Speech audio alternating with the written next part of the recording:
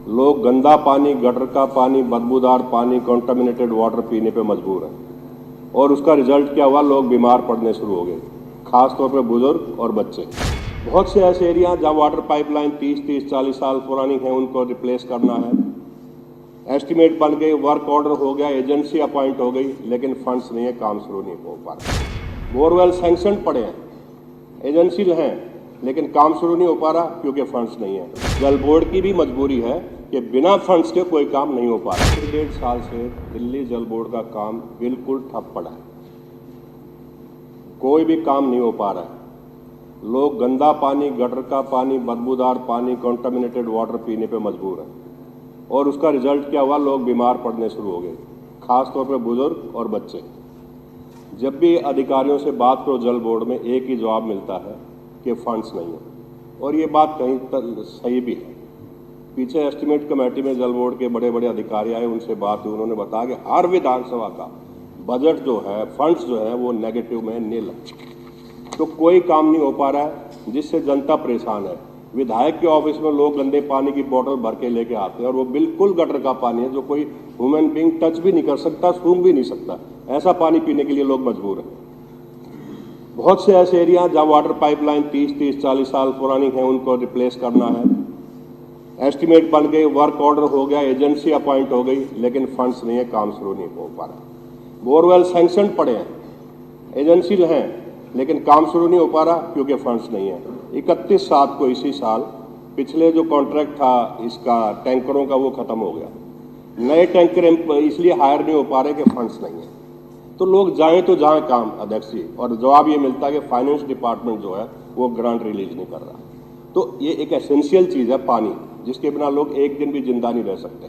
लोग प्राइवेट टैंकरों से पानी, रॉ वाटर खरीद रहे हैं, जिससे बीमारियां बढ़ती जा रही हैं। तो मेरा आपके माध्यम से ये रिक्वेस्ट है, प्रार्थना है कि फाइनेंस डिपार्टमेंट को इमीडिएटली डायरेक्शन दी जाए कि वो फंड्स रिलीज करें, ताकि अगर लोगों का जीवन स्वस्थ रहे और लोग पोर्टेबल वाटर जो है उनको मिल सके। नहीं तो अध्यक्ष जी, ऐसी एपिडेमिक फैलने वाली है जिसके लिए कौन जिम्मेवार होगा? फाइनेंस डिपार्टमेंट तो हाथ खड़े कर देगा, हम जिम्मेवार नहीं है, लेकिन जल बोर्ड की भी मजबूरी है कि बिना फंड्स के कोई काम नहीं हो पा रहा। धन्यवाद। राजेश गुप्ता जी। धन्यवाद उपाध्यक्ष जी, आपने 280 के तहत मुझे बोलने का मौका दिया।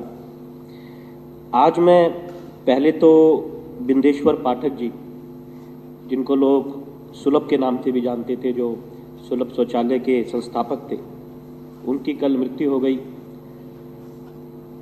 उनको श्रद्धांजलि देना चाहता हूँ, क्योंकि उन्होंने समझा कि जैसे पानी और हवा आदमी की बेसिक ज़रूरत है, उसी तरीके से शौचालय भी उन चीज़ों में आता है जहाँ पर अगर ना हो तो कितने एक सम्मान को धक्का लग सकता है किसी को।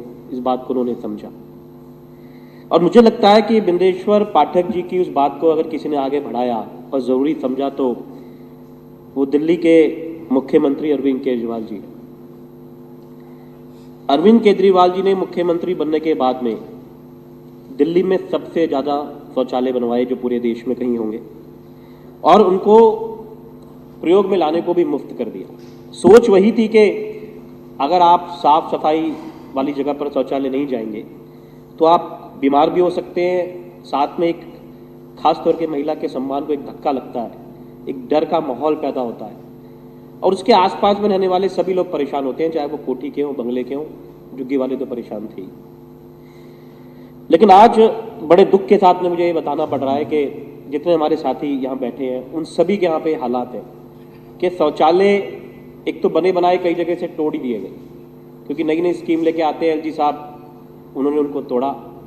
बार बार जब आवाज़ उठाई गई, मैंने यहाँ एक विधानसभा में जब आवाज़ उठाई तो कम से कम इतनी मेहरबानी मुझको हो गई कि मुझे दोबारा जगह दे दी गई। जो शौचालय तोड़े थे, जो माननीय केजरीवाल जी ने 2016 में वहाँ बनवाए थे, उन्हें तोड़ दिया गया। वहाँ एक बाग बनाना चाहते थे एलजी साहब, लेकिन वो दोबारा जगह दे दी गई कि ठीक है आप बना लो। तो तोड़े ही क्यों थे भाई? लेकिन चलिए, हमारी इतनी दरखास्त के बाद में उन्होंने दोबारा जगह दी। ड्यूसिप की सीईओ मैडम ने मुझे कहा वो सितंबर तक बन जाएंगे, लेकिन अब उनका कहना है कि वर्क ऑर्डर की स्थिति है तो और 2-4 महीने लग जाएगी। चलिए, लेकिन जो बने हुए हैं उनकी भी स्थिति इतनी खराब है, कोई सफाई नहीं है, वहाँ डब्बे नहीं मिलते, वहाँ कोई साबुन नहीं मिलता और बड़ी दयनीय स्थिति है। एक मुर्गा मार्केट मेरे यहाँ पे एक जगह है वजीरपुर गांव में, उसमें एक शौचालय है जो गिरा पड़ा है, कोरोना टाइम में गिरा था, आज तक उसे ठीक नहीं कर रहे हैं, कहते हैं पैसा नहीं। अब बताइए कि प्रधानमंत्री जी बार बार कहते हैं स्वच्छ भारत अभियान चलाएंगे, कहाँ जाएंगे लोग? दिल्ली में खेत भी नहीं है, कम से कम मेरी विधानसभा में तो नहीं है कि कोई जाके वहां कर ले।